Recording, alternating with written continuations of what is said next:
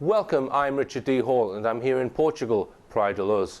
Now the reason why I've come here is because I'm making a series of documentaries about the Madeleine McCann case. Why am I making programs about that? Well, it's because I'm sick and tired of misleading media headlines about the incident.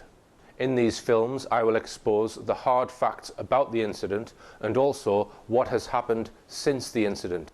The documentaries clearly show the last place to get truthful information from is mainstream media, and I will also expose those who are controlling mainstream media.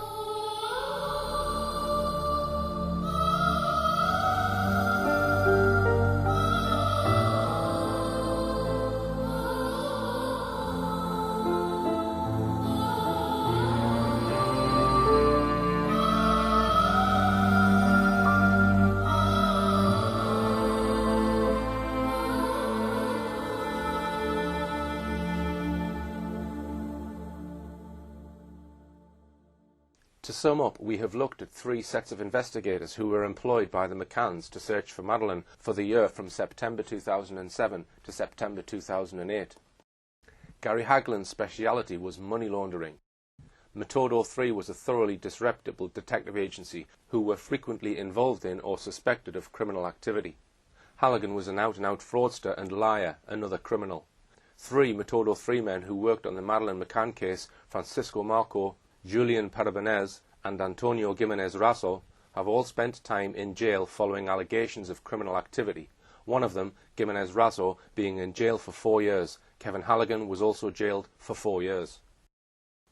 None of these agencies or individuals unearthed one single usable fact about who might have taken Madeleine or where she was. Between them, the McCanns probably paid them a total of well over £1.5 million, with absolutely no result. Where is the mainstream media's coverage of these extraordinary facts? Nowhere. This brings us back to the reason why Clarence Mitchell, the head of Tony Blair's media monitoring unit, was appointed to the job of being the head of PR for the McCanns. He once boasted to a Spanish magazine, L'Espresso, "I was the head of the 40-strong Central Office of Information Media Monitoring Unit. My job there was to control what comes out in the media." Enough said, I think. After the McCann team sacked Halligan in August or September 2009, Brian Kennedy turned to two local contacts to head up the McCann team's investigation.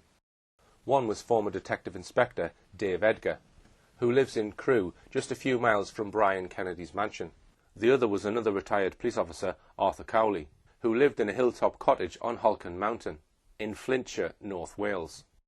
Their main activity over the next 3 years seemed to have been to promote a series of unlikely stories about who might have abducted Madeleine, which I'll look at in a moment.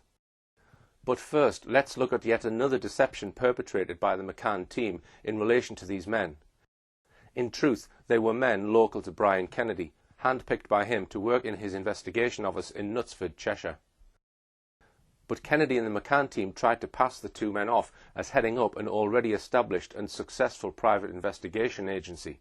They chose to mislead the press and the general public in thinking that Dave Edgar was the boss of a successful detective agency called Alpha Investigations Group. There was only one problem with this. There was no such detective agency. It was just two men chosen by Kennedy and working completely under his direction. It was not what it seemed. But the McCann team's strategy was brilliantly successful. The mainstream press simply lapped up the misinformation coming from the McCann team's PR men. In a moment I'll explain how this deception was perpetrated, but first let's look at the way mainstream press simply recycled the McCann team's deception over Alpha Investigations Group. One of the first mentions of this bogus Alpha Investigations Group came in the article in the Belfast Telegraph on the 13th of September 2009. And in a parallel article based on the same source in the Independent's Sunday Life magazine. The article claimed that Sunday Life can now lift the lid on how Edgar's Alpha Investigations Group private eye agency really operates. Renowned for leaving no stone unturned in his UK murder investigations, Dave now spends his days with a 4-strong team probing every lead that comes into his office. The article referred to his business partner, Arthur Cowley. This was no lifting of any lid, it was simply the media printing what the McCann team was telling them about Dave Edgar. In fact, it is us here at Rich Planet TV who are now lifting the lid on this and all the other things about this private investigation that have been deliberately hidden from the public until now. It was, however, back on the 14th of May 2009 that the Daily Mirror first mentioned the bogus Alpha Investigations Group. The article praised Edgar to the skies for being one of the most brilliant detectives Britain has ever had, citing his alleged work in solving the murder of Gary Newlove. The Mirror then told us that Edgar found himself at the heart of several successful murder investigations in Cheshire, whatever that might mean. The Mirror then told its readers Mr. Edgar now runs the Alpha Investigations Group with business partner Arthur Cowley. In a Daily Star report a week later, the McCann team's PR spokesman Clarence Mitchell was quoted as saying that Mr. Edgar is following a potentially vital new lead. For operational purposes, I cannot say where Mr. Edgar and his team are exactly, but they are following up a very encouraging lead.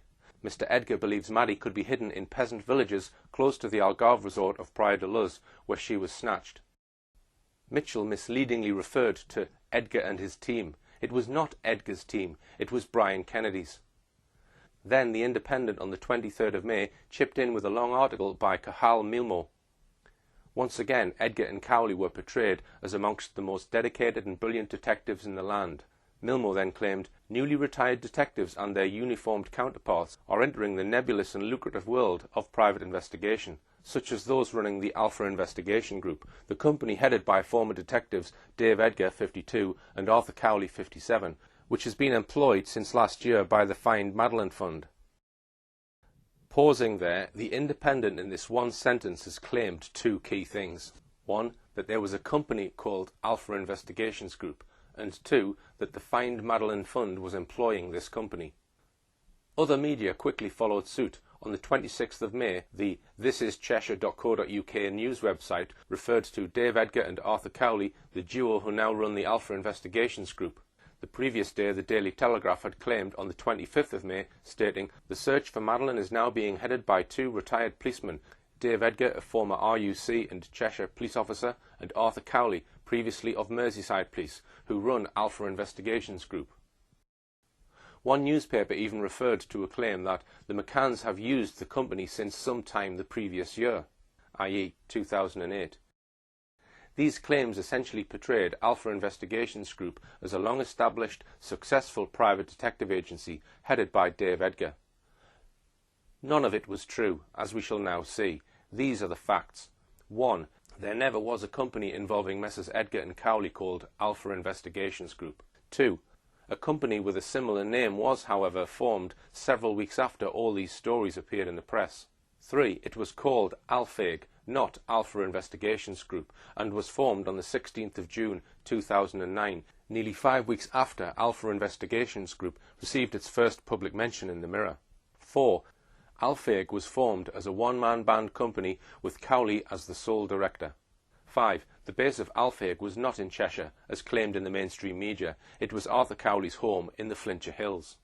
6. In fact, Edgar and Cowley were operating from Kennedy's office in Knutsford.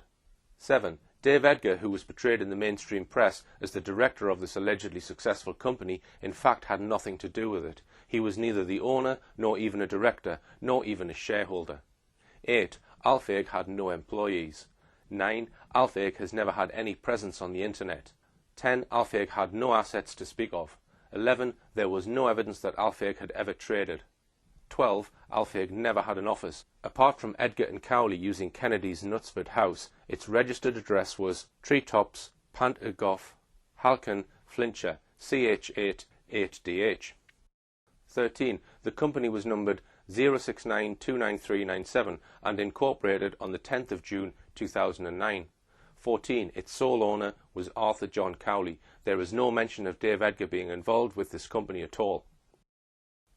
We can also demonstrate that the McCann team were actually behind the creation of Cowley's Alpheg company. On the 12th of January 2009, a full 5 months before Cowley's company was registered at Companies House, the domain name alpheg.co.uk was registered by one Andrew Dickman. It turned out that he was a business partner of Brian Kennedy. The Manchester Evening News said on the 21st of May 2007 that a property business owned by shale sharks and Everest double glazing chain tycoon Brian Kennedy has secured a £60 million funding boost for expansion. Patrick Properties was established in 2002 by Mr. Kennedy and Managing Director Andrew Dickman. Maybe using his friend and business partner Andrew Dickman to register this domain name was meant to conceal the involvement of the McCann team and Brian Kennedy in setting up the bogus Alfeg company. Well, if so, it hasn't worked. As so, we have established that all the media stories about Alpha Investigations Group are untrue. Amazingly, Edgar himself admitted this by stating that he was not part of Alpha Investigations in what was a highly critical article about the Madeleine McCann private investigation published on the 15th of August 2009. This was a story about the McCann team searching for an Australian woman who looked like Victoria Beckham. It was one of the most ridiculous stories the McCann team ever produced, so let's have a quick look at it now. It was, for a start, a story or a lead to which the McCann team attached great importance. They even held a special news conference to promote it. It was so important that the McCann's chief reputation manager, Clarence Mitchell, chaired the press conference, with their lead investigator, Dave Edgar, present as well. They had maps and artist sketches at the ready. We might note, first of all, that this latest lead is said to have taken place in Barcelona, the HQ of the dodgy Spanish detective agency Metodo 3. The outline of this story ran as follows. A British businessman, said to be a banker, has been agonizing for 2 years about an encounter he had on the dockside of Barcelona, Spain, 3 nights after the disappearance of Madeleine McCann. Now, after 2 years of agonizing, he had come forward. Not to the police, but to the McCann team. He said that he had been drinking in Barcelona's bars for several hours that evening. Indeed, one newspaper described him as a stag night reveller. At 2 o'clock in the morning, a woman with an Australian accent had approached him. She asked him, "Have you got my new daughter?" He said no. She looked a bit like Victoria Beckham. It was suggested that Madeleine might have come on a boat from Portugal round the Mediterranean to Barcelona, and that the woman was arranging to meet a man on the Barcelona dockside so that she could take her as her new daughter on a yacht to Australia. And that was it. On this slender foundation, the McCann team organised a press conference at which dozens of journalists and cameramen turned up. Edgar claimed it was not only a lead, but a strong lead, and indeed this story prompted a worldwide alert and search for the woman in Australia. Let us now turn to the damning criticism in the Mail on Sunday of this little episode. Days previously, an earlier article by Jerry Lawton had proclaimed that detectives hunting missing Madeleine McCann are to quiz the skipper and crew of a £6 million super yacht. The move came after its millionaire owner, Rhonda Wiley, 52, and daughter Melissa Carlson, 31, vowed to do all they could to help. The 105-foot yacht was spotted in a Barcelona marina 3 days after Madeleine disappeared in 2007. The vessel, flying an Australian flag, was moored close to where the Aussie Posh Spice lookalike approached a Brit stag night reveller and muttered, "Are you here to deliver my daughter?" But Tom Warden, Martin Delgado and Andrew Chapman in the Mail on Sunday took apart this so-called strong lead. They said private detectives leading the hunt for Madeleine McCann faced questions last night after a Mail on Sunday investigation revealed shortcomings in chasing a strong lead. Edgar's Detectives 1 failed to make even rudimentary inquiries before announcing a significant development in the worldwide search for the 6-year-old. 2. Failed to speak to anyone working at the seafood restaurant near where the alleged agitated woman was seen at 2 a.m. 3. Failed to ask the Port Authority about movement of boats around the time Madeleine disappeared. 4. Failed to ask if the mystery woman had been filmed on CCTV. 5. Knew nothing about the arrival of an Australian luxury yacht just after Madeleine vanished until told by British journalists who gave them the captain's mobile number. 6. Failed to interview anyone at a nearby dockside bar where, according to Mr. Edgar, the mystery woman was later seen drinking. And 7. Failed to ask British diplomats in Spain for advice before or during the visit. Also, Spanish police could not confirm that they had ever been contacted by the British investigators. The Mail on Sunday attacked Edgar's failure to question several people who might have had vital information before calling a news conference. But then maybe dramatic news headlines were all that the McCann team really wanted from the story. The Mail on Sunday spoke to Jose Luis Lopez, owner of the El Rey de la Gamba restaurant where the mystery woman was seen. He said the McCann's private detectives did not make any enquiries at my restaurant. I am almost always here when the restaurant is open, and my staff would have informed me if anyone had approached them about such an important matter. You are the first person to ask about this Australian woman. The manager of the bar next door, Kennedy's Irish Sailing Bar, said the same. The Barcelona port director, Juan Guitar, asked about it. He said, "Nobody has been here asking questions about Madeleine for this Australian woman. This is the first I have heard about any possible link to the port." A senior Port Authority worker added, "There are several security cameras monitoring the port, but we have not been approached about footage from the night in question. I would have expected anyone carrying out the investigation to at least have asked about it." A source at the British Embassy in Madrid said, "The detectives didn't inform us or the consulate in Barcelona that they were coming to Spain, nor ask any help in their investigation." A highly experienced private detective with over 20 years' work tracing missing people added, "I can't understand why the Madeleine detectives would have released this story and leave it to the public without first making their own investigations in the port. It beggars belief that they did not speak to the owner of the restaurant or the port authorities." The McCann detectives had not even checked port records for the dates of the 6th and 7th of May, the days the British banker was in Barcelona. The Mail on Sunday, however, managed to see them, and traced 9 boats that arrived in the port, one of which was unfamiliar. It was a £6 million Sunseeker powerboat, Willpower, owned by an Australian multimillionairess, Rhonda Wiley. The Mail on Sunday interviewed the captain. They commented, "Mr. Edgar's team are in the embarrassing position of having to explain why it was left to reporters to discover the boat's presence in Barcelona and trace its former captain." The Mail on Sunday article was interesting for another reason. The McCann team sought to blame Edgar's assistant, Arthur Cowley, for the Barcelona debacle.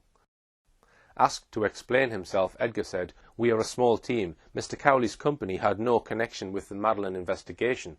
I am employed by the McCann family and I pick my staff." In these words, Edgar had effectively blown apart the claim that he was the boss of the imaginary Alpha Investigations Group. He, not Alpha Investigations Group, had been hired by the McCanns, and Alphaig was Cowley's company, not Edgar's as the mainstream press had consistently claimed. There was also one truly extraordinary statement made by Dave Edgar at this press conference. He referred to the abductor. He said the abductor might have been a woman, not a man. The statement completely beggared belief. The McCann's close friend, Jane Tanner, had insisted that at 9:15 p.m. she had seen a man carrying a girl in pyjamas near the McCann's apartment. She described his long, sleek black hair, his dark jacket, his mustard-coloured chino trousers, and his black winkle-picker shoes. The description was given to the world. Only 5.5 months later, a ridiculous delay, did the McCann team publish this artist's sketch of the man said to have been seen by Jane Tanner. The sketch was circulated worldwide, being represented as the man who abducted Madeleine McCann. How then could Dave Edgar possibly say that Jane might have seen a woman, not a man? Clearly this led to people wondering if Jane Tanner's so-called sighting was a complete fabrication. Despite the fiasco of their attempt to pin the abduction of Madeleine on a young Australian woman who looked like Victoria Beckham, the McCann team, with the help of Dave Edgar, continued to work on a series of highly improbable stories about what really happened to Madeleine McCann.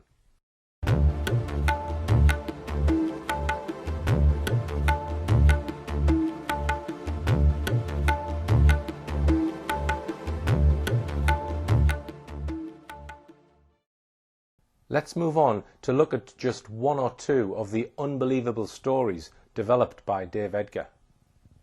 One of the angles the McCann team and Dave Edgar focused on was the possibility that Madeleine might be being held in an underground prison lair.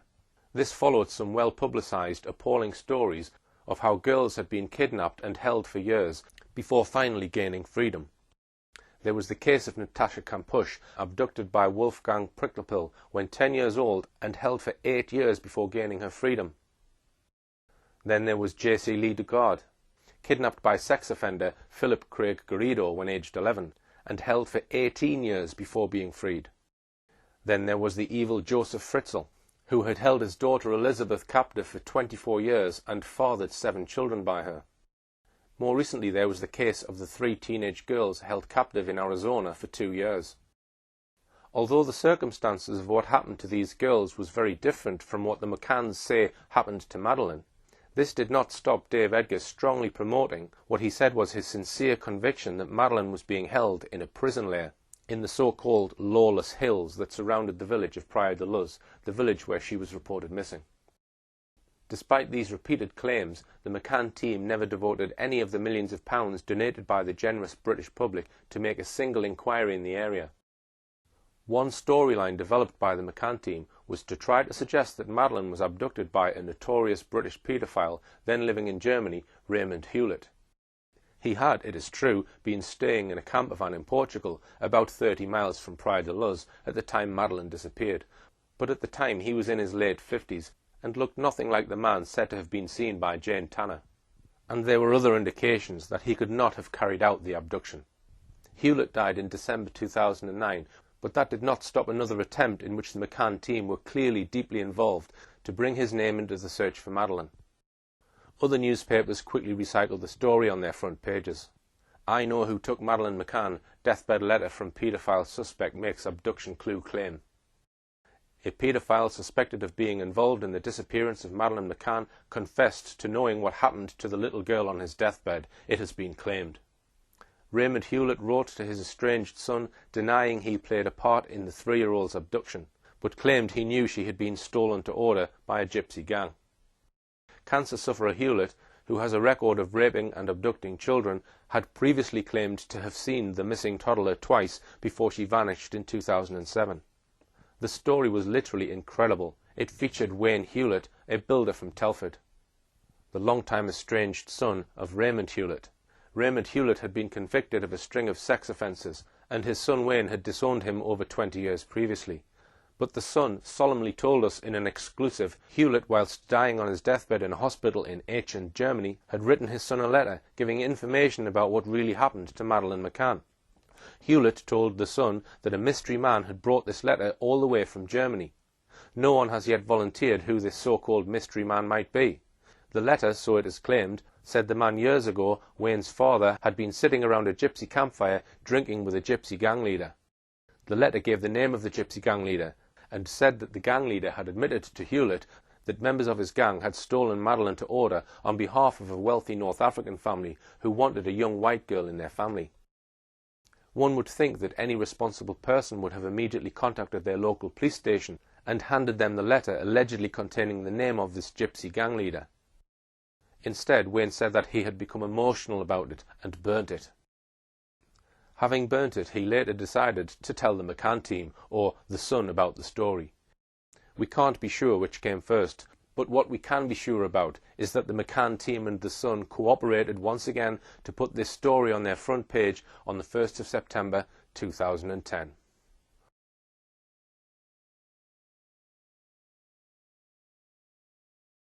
In this final section of our in-depth look at the Madeleine McCann case, we are going to look at a significant aspect of this case which simply cries out to be explored. And that is the quite remarkable extent to which the British government and other political, media and establishment figures at the very highest level have been involved in actively assisting the McCanns and in promoting their claim that Madeleine had been abducted right from the very first day Madeleine was reported missing. So let's begin right away by introducing all the top-level people who rushed out to Praia da Luz in the first week after Madeleine's parents first alerted the authorities that Madeleine was missing. In doing so, let us bear in mind that it was always possible that Madeleine might have wandered off, or that she could have been recovered from wherever she had been taken. One presumes that all those who rushed out to Praia da Luz were doing so in a bid somehow to find out what happened to Madeleine McCann and hopefully find her alive. But as we take a much closer look at who rushed to get involved, we begin to wonder quite what was the agenda of some of these people and groups. An obvious place to start is by looking at what consular help the McCanns received from the British ambassador in Portugal. At the time Madeleine McCann was reported missing, Tony Blair was the British Prime Minister. His Foreign Secretary was David Miliband. His Chancellor of the Exchequer was Gordon Brown. The Blair government was renowned for the fortune of taxpayers' money spent on his PR men, spinners, or as some have called them, professional liars. A key person in this exercise in controlling the media was the head of the government's so-called Media Monitoring Unit in the Central Office of Information. It reported straight to the Cabinet Office at number 10 Downing Street. At its head was Clarence Mitchell, the very man who for the next 7 years was to be the main point of contact for the media covering the Madeleine McCann story. As we saw in the first programme in this series, when asked what his role was at the Media Monitoring Unit, Mitchell answered without hesitation to control what comes out in the media, which is exactly what he has done for the past 7 years. And we know from a Freedom of Information request that Clarence Mitchell was formally appointed to head up the Madeleine McCann PR campaign on Sunday the 6th of May, barely 48 hours after Madeleine had been reported missing. What was it, we might well ask, which was so important about this story that the head of the government's main media unit needed to be sent out to Portugal full-time to cover this story? What exactly was the government's interest? What could a PR man do to help find out what happened to Madeleine McCann? Another leading civil servant sent out to Praia de Luz was Sherry Dodd, a left-wing journalist who worked for the Daily Mirror before Tony Blair appointed her his Special Foreign Office Ambassador to the McCanns the very next day after Madeleine's disappearance. That now makes 2 very high-up civil servants dispatched to Portugal within 48 hours. It was described in some media as unprecedented. Dodd had been a long-serving senior spokeswoman for the government. The Foreign and Commonwealth Office announced that she was being deployed as the press officer responsible to act as media liaison officer for the McCann family. She flew out immediately to be at the McCann's side for press conferences and to attend police interviews. Her instructions, so far as the public were concerned, were to offer every possible consular assistance to the McCanns. But it seems clear that right from the start her instructions were to do a lot more than that.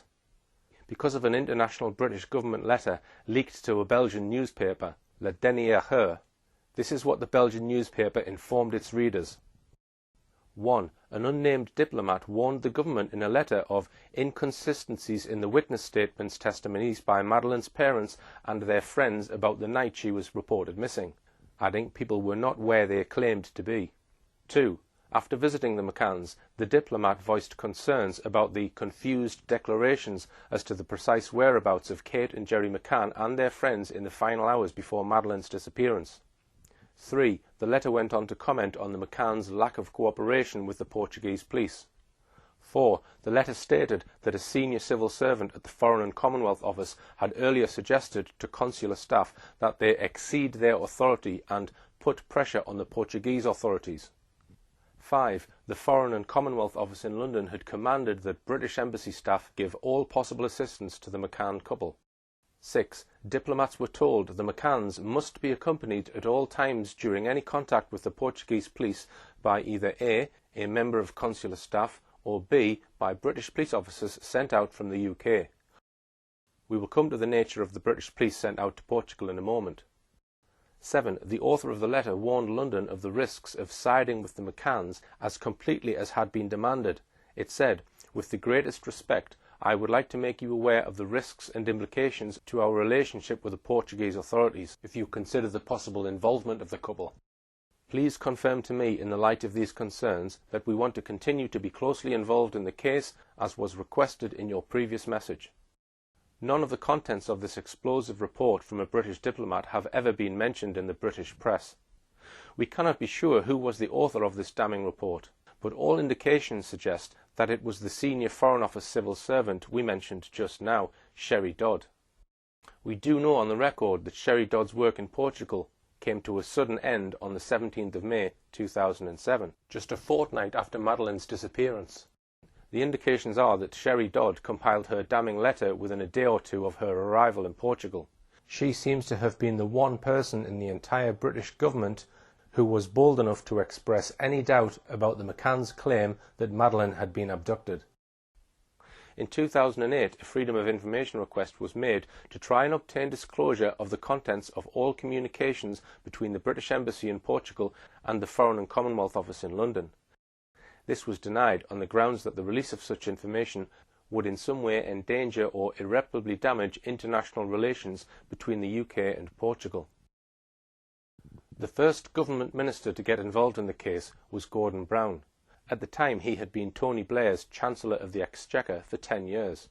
He was shortly to become Britain's Prime Minister. We know two specific things about his close involvement in the Madeleine McCann case in the first 3 weeks after Madeleine was reported missing. First, we know from Gerry McCann himself, and this has never been denied, that he made several mobile telephone calls to Gordon Brown himself. Don't you agree that there were a lot of details that in a certain way contribute to people to doubt of you? For example, when you went to the Vatican so quickly, all the contacts that you've made. Can I ask you, Gerry, if you personally know Mr. Gordon Brown, the Prime Minister? No, and we still, we've never met Gordon Brown. We've spoken to him once on the phone, several weeks after Madeleine was abducted. Second, we know that Gordon Brown leaned on the Portuguese authorities to persuade them to release a description of a man with a child that the McCann's friend insisted had been near their apartment at about 9:15 p.m. the night she was reported missing.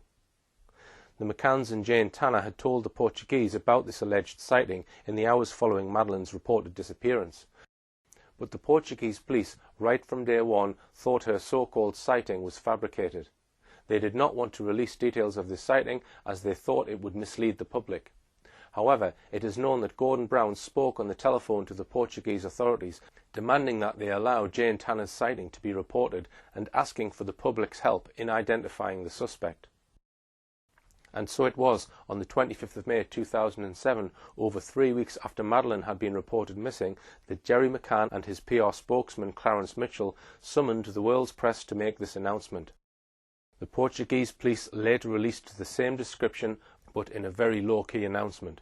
The McCanns had got their announcement, but no artist's sketch or e-fit accompanied Gerry McCann's description. That was partly because Jane Tanner said she had seen the man sideways on and didn't see his face. It was also dark at that time, 9:15 p.m. It was an almost unbelievable 5.5 months later that the McCann team did produce an artist's sketch, and this was it. It was hard to know what good this would do so long after the event, and without a face. When the sketch was eventually released, the British press obligingly and uncritically published it on all the front pages.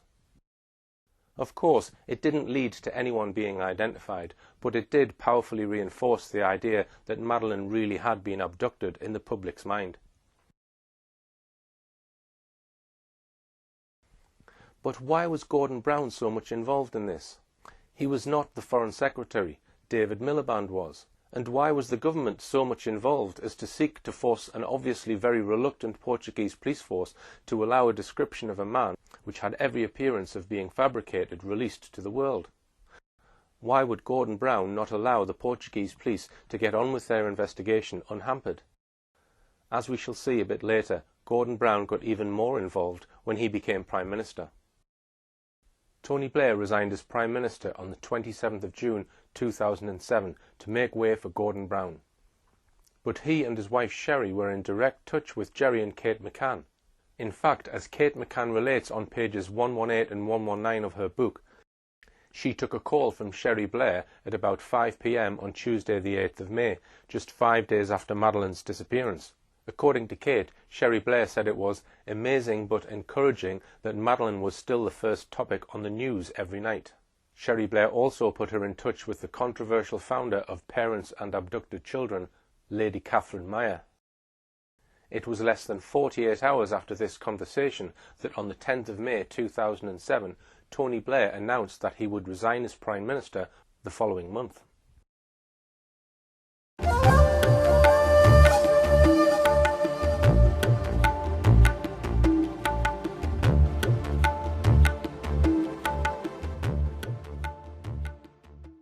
Let me now switch the focus to the holiday company used by the McCanns and their friends, Mark Warner.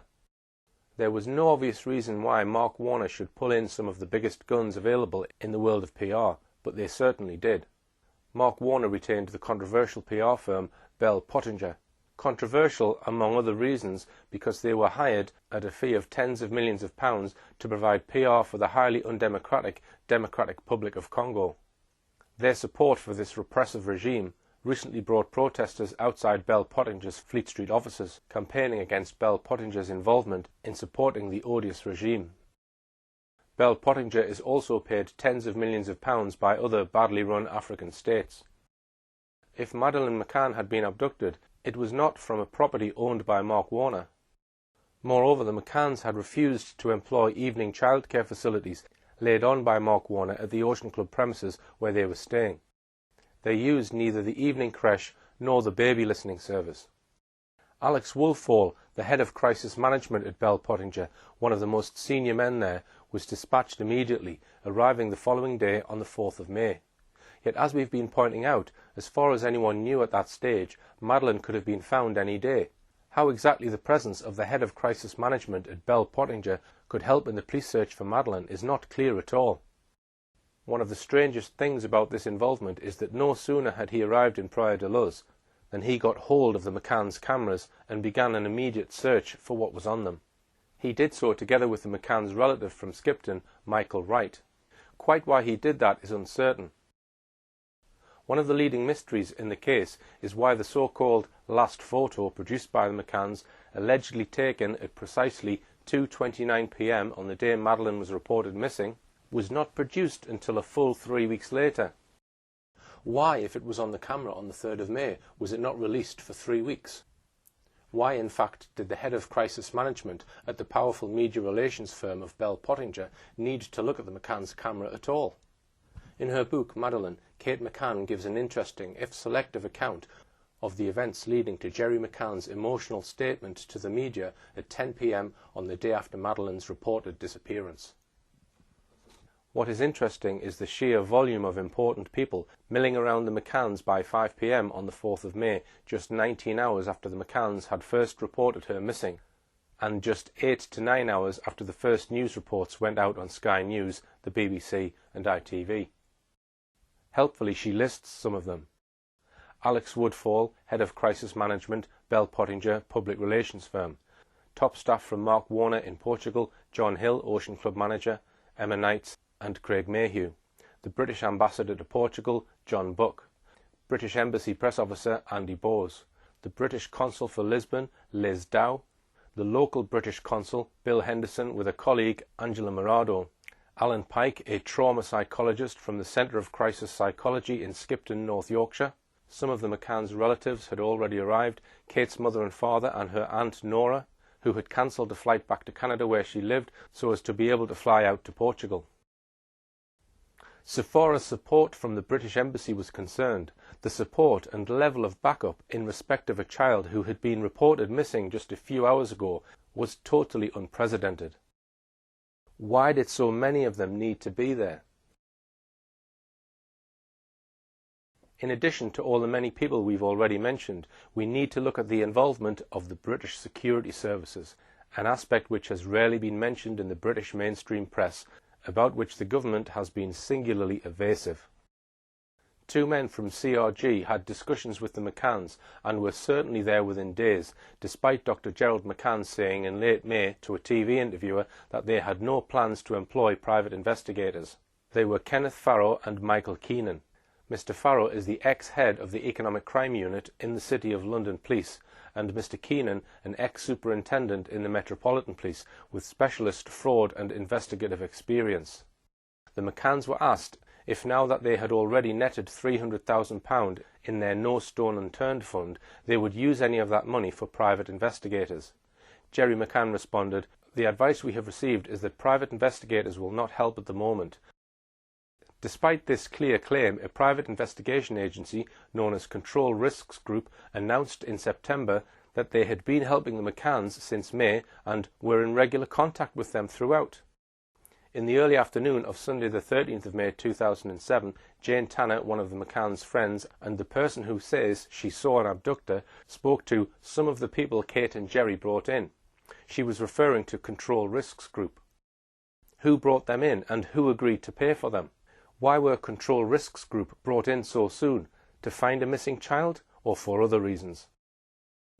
The involvement of the British security services very often means that the government has taken a keen interest in the matter. So just what was the government's interest in the mystery of the disappearance of Madeleine McCann? Now we come to yet another government agency which was involved from day one, the Child Exploitation and Online Protection Agency, or CEOP. This was an agency dedicated to the protection of children, especially from child sexual abuse, online grooming and child trafficking. It was absorbed into the National Crime Agency by the coalition government 2 years ago and no longer exists in a separate entity. At the time of Madeleine's disappearance, its head was the controversial figure of Jim Gamble. I say controversial because Gamble will forever be associated with Operation O, the investigation into those allegedly accessing images of child sexual abuse on a website. You could only access this website by paying by credit card online. A lot of UK users of this United States website was passed to the British authorities and handed to Jim Gamble and his team to investigate. Let's just go to Wikipedia and see what they have to say about Operation O and about its head, Jim Gamble.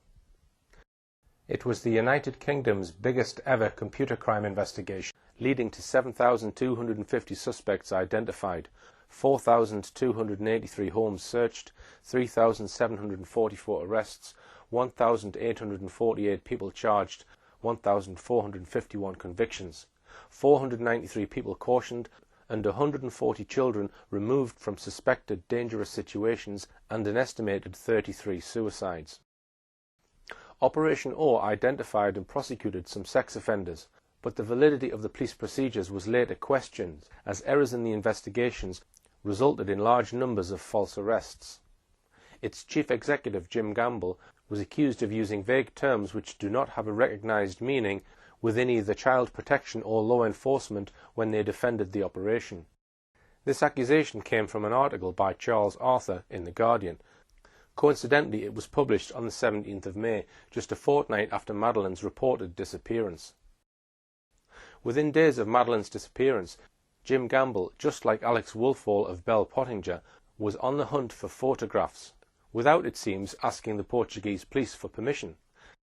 Gamble begged the British public who had been on holiday the week the McCanns were there to send their holiday snaps. Quite why he thought this would help the Portuguese investigation is unclear. Indeed, we don't know if he ever sent these photographs to the Portuguese police. But CEOP had another controversial role in the initial stages of this investigation. The coordinator of the Portuguese investigation was Dr. Gonçalo Amaral. He wrote a book on the case and he was controversially removed from the investigation. The book was called The Truth About a Lie, but it was yet to be published in this country because of a 5-year-long libel action in the Portuguese courts by the McCanns to try and have the book banned. It is actually still on sale and has been translated into 9 major European languages, all of them except English. In his book, Dr. Amaral mentions how members of the British security services, including staff from CEOP, helped to build a profile of the likely abductor. These men, whose names we don't know, soon put the name of Robert Murat into the frame.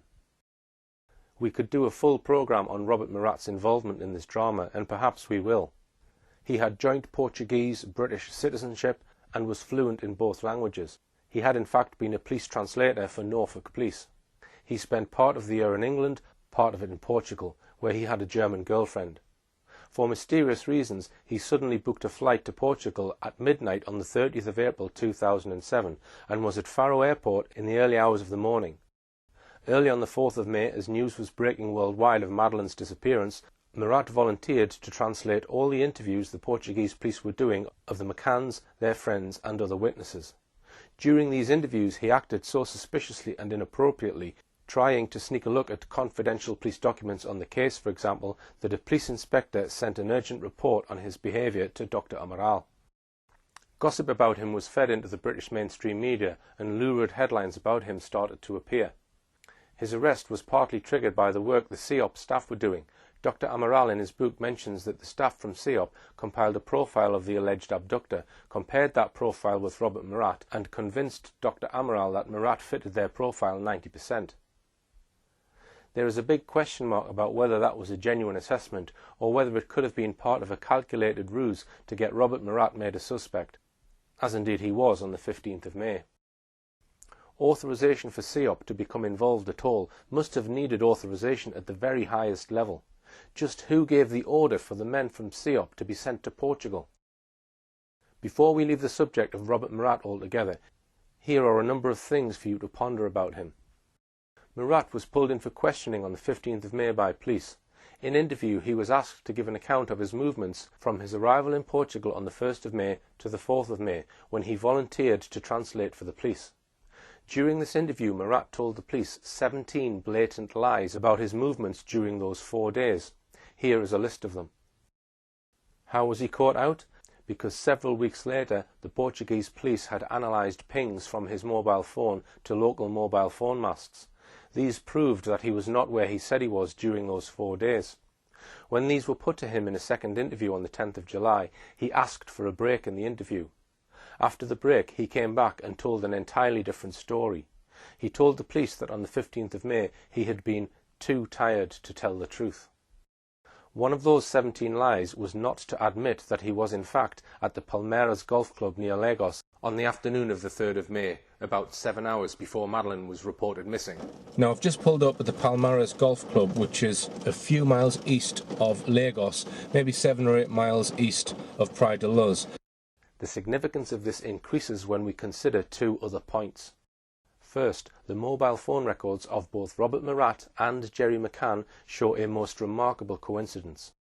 At about 3 p.m. on Wednesday the 2nd of May, both men suddenly switched off their mobile phones within 6 minutes of each other.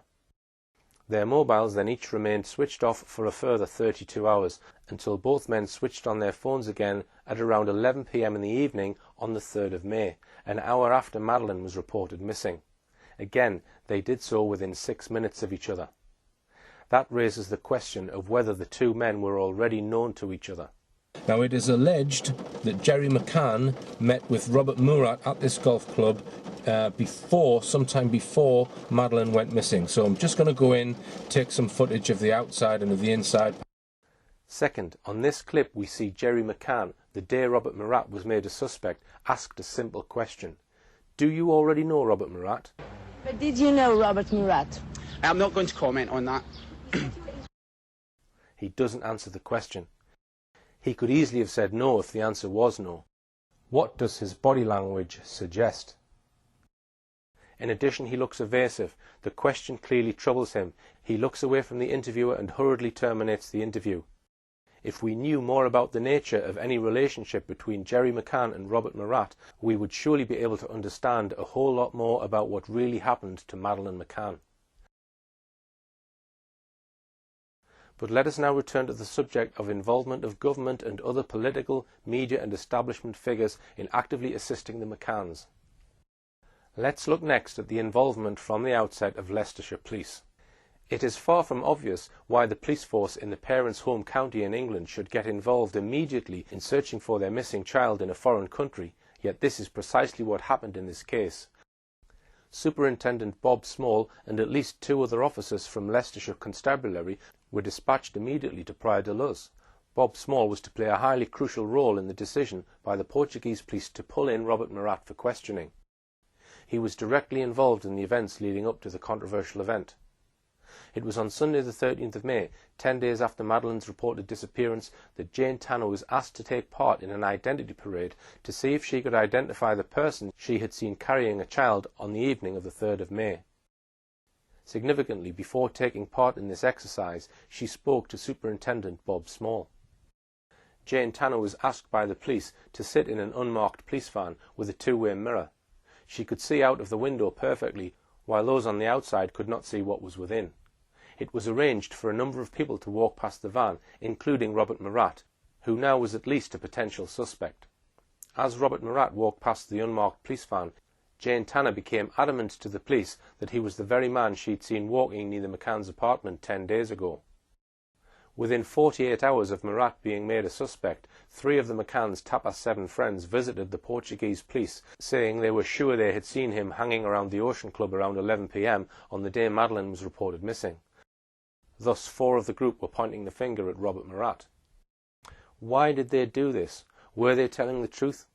We can answer that in part by pointing out by the end of the year, all 4 of them were once again singing from the same hymn sheet. But this time each one of them said that they had made a mistake and it wasn't Murat they'd seen. But these deep mysteries about Robert Murat will have to wait for another programme. So let's now look at another couple of people sent out on day 1 to help find Madeleine, or perhaps for some other purpose. They were Alan Pike and Martin Alderton from a shadowy group called the Centre of Crisis Psychology, CCP. As their name suggests, their claimed speciality was to offer counselling to people in trauma following some kind of disaster. These two counsellors were apparently brought in and paid for by Mark Warner, the company who arranged the holiday for the McCanns and their friends. A Yorkshire newspaper, the Craven Herald, reported on Monday the 14th of May as follows. The two specialist trauma counsellors from Skipton have flown out to Portugal to help the devastated parents of missing 4-year-old Madeleine McCann.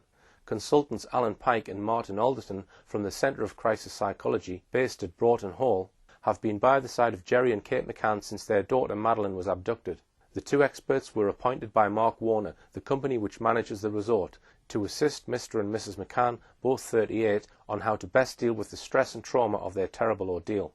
Mr. Pike, who was leading the team, flew over to the resort with Mark Warner Managing Director David Hopkins the day after Madeleine disappeared. Once again, the sheer speed which these people rushed out to Praia da Luz has to be questioned. The first news that Madeleine was missing came out at breakfast time on Friday the 4th of May. Yet by the end of the day, the managing director of Mark Warner and two people from a crisis counselling group had booked a flight, booked accommodation in Portugal and boarded a plane to Faro. It turned out that CCP had a very close relationship with the government, having been used by the government in a number of major disasters across the country. A Mark Warner spokesman said that CCP came highly recommended by industry partners and have been known to us for some time. Their experience in dealing with a variety of incidents is second to none. The Craven Herald said that Alan Pike has been involved in consulting with companies following road traffic accidents, personal attacks, terrorist bombings, shootings, robberies, drowning and staff bereavement. It was an impressive list. Amongst others to have used CCP was entrepreneur Richard Branson. Before the month of May was out, even the Pope was roped in to support the McCanns. This was on Wednesday the 30th of May, less than 4 weeks after Madeleine had been reported missing. The Pope blessed a photograph of Madeleine. There was worldwide coverage of this event. Such a high-profile event had clearly been planned well in advance, and it had been achieved by the work of the government-appointed media relations officer for the McCanns, Clarence Mitchell. He didn't actually fly out to Praia da Luz until the 22nd of May, 8 days before the McCanns' visit to the Pope. But we can be sure that he will have arranged this event well before then. Indeed, Mitchell openly boasted in a TV interview that it was he who had arranged the McCanns to visit the Pope simply by asking the then Roman Catholic Archbishop of Westminster, Cormac Murphy O'Connor. Clearly, as the head of the government's media machine, Clarence Mitchell would have contacts with the most powerful people in the land, and without doubt, Cormac Murphy O'Connor was certainly one of those. The Pope's support for the McCanns extended to prominently publishing on the Vatican website the McCanns' appeal for people to look for Madeleine. However, the Vatican has one of the best intelligence networks in the world, and just 48 hours before the McCanns were pulled in for questioning, the Pope deleted the page from his website. No doubt a Portuguese Catholic had tipped off the Vatican that the McCanns were about to be made suspects. In her book, Kate McCann praised Alan Pike to the skies. The effect our conversation with Alan had on us was truly amazing. To say it helped would be a gross understatement. Alan was and remains a saviour. Another shadowy organisation was ready to help the McCanns from day one, the International Family Law Group. This is how Kate McCann describes how they became involved. We received help from a paralegal based in Leicestershire via a colleague of Jerry's. He worked for a firm specialising in family law, the International Family Law Group, IFLG. So on the afternoon of Friday the 11th of May, the paralegal, accompanied by a barrister, flew out to Portugal. IFLG suggested making Madeleine a ward of the High Court, and they did so just a few days later, giving the High Court a range of powers in relation to Madeleine, assuming she was alive. It was this unnamed paralegal and unnamed barrister who then suggested, according to Kate, that they set up a fighting fund. Quite who they needed to fight at this stage was unclear. Kate says that IFLG would devise the objectives of the fund and instruct a leading charity law firm, Bates, Wells and Braithwaite, to draw up articles of association. These two unnamed figures then brought in a third unnamed figure into the picture. Again, let's hear about this in Kate's own words.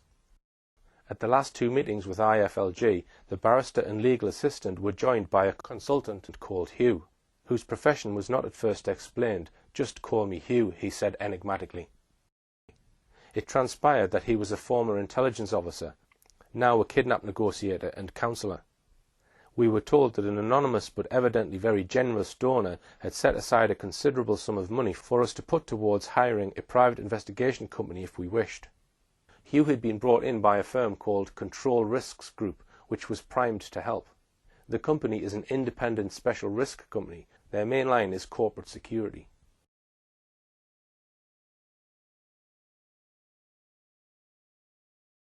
The involvement of government and their agents is unprecedented in this case. But I'm going to go back and consider this alleged abductor. We have the evidence of Jerry and Kate McCann. Jerry says he saw Madeleine alive when he did his check on the children at around 9:05 to 9:10 p.m. that evening. Then, so it is claimed, Kate McCann discovered Madeleine missing from her bed when she did her check at around 10 p.m. She maintained many times that she knew instantly that Madeleine had been abducted.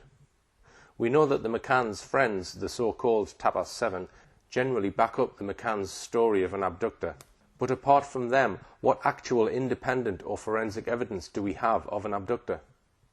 Is there any forensic evidence? Footprints, fingerprints, hairs, clothing fibres, DNA, anything in fact? Absolutely none. The only fingerprint found on the window was actually that of Kate McCann, suggesting that she was the last person to handle the window, sometime shortly before the police were called. So did anyone hear this mystery abductor, maybe lifting shutters, entering or fleeing the building, the noise of a child, anything at all in fact? Again, absolutely nothing. Did anyone see someone who could have been an abductor? Yes is the answer to that one. 2 sightings of a man carrying a child were reported. One was by the McCann's close friend, Jane Tanner, who says she saw a man carrying a child close to the McCann's apartment at around 9:15 p.m. that evening. The other one was a claim by members of an Irish family that they saw a man carrying a child in a different part of the village at about 10 p.m. There are serious question marks over both of these alleged sightings. Firstly, it is possible that Jane Tanner fabricated her sighting in order to help her friends, the McCanns. There is also some doubt over the Smith sighting. This is because they did not report it until a full 12 days after Madeleine had been reported missing. This 12-day period might be significant when one considers that Martin Smith, who reported the sighting, was friends with Robert Murat. The sighting was reported shortly after Robert Murat was arrested, 12 days after the disappearance. We could add a lot more detail on these 2 sightings and why there are serious question marks over them. But we'll leave that for another show. There are many more aspects to this case that we haven't covered, but hopefully we've given you a broad understanding of the facts behind this case. Many of you will be wanting a clear answer as to what most likely happened to Madeleine McCann. Unfortunately, we can't give you this. In this final part of my films on the Madeleine McCann case, we've seen the heavy hand of government involvement right from day one. We've examined the involvement of the security services and of shadowy agencies like Control Risks Group and the Centre for Crisis Psychology with their obvious close contacts with the government. When we looked at Gary Hagland, we saw how he contacted one of his old friends in MI6. It's also become clear to me how far MI5 have been involved in this case, though this has never been adequately covered in the mainstream press. The original investigator in the case, Gonçalo Amaral, spoke in his book of the active involvement of MI5 in meetings in Portugal during the first few days of his investigation. We mentioned the vital evidence of police sniffer dog handler Martin Grime. He told Gonçalo Amaral that on his way back to England he was intercepted by a member of MI5 at Faro Airport. Most likely the MI5 officer wanted Grime to brief him about what he and his dogs had detected in Praia de Luz. We looked at the employment of Kevin Halligan and Oakley International. Halligan employed the services of 2 men, Henry Exton and Tim Craig Harvey. Exton obtained a Queen's Police Medal for his work in the Ministry of Defence, was awarded an OBE, and, most significantly of all, was the head of covert intelligence for MI5. The McCann spokesman himself boasted in 2008 that all these men were top ex-MI5 men. So without a shadow of a doubt, MI5 was involved, heavily involved, in the government support operation on behalf of the McCanns. There's one obvious question. Why? Was it just because the McCanns or the McCanns' friends had connections with people in high places? Was it because the British government was perhaps concerned about the reputation of Britons abroad? Or could it have been something else?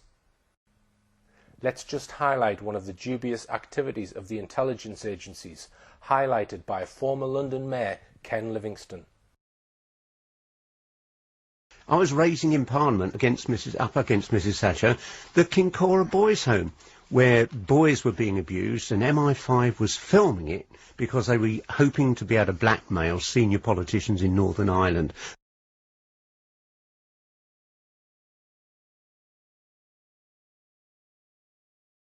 We believe there are certain secrets concerning the activities of the intelligence agencies which cannot come out. They cannot be brought forward into a court.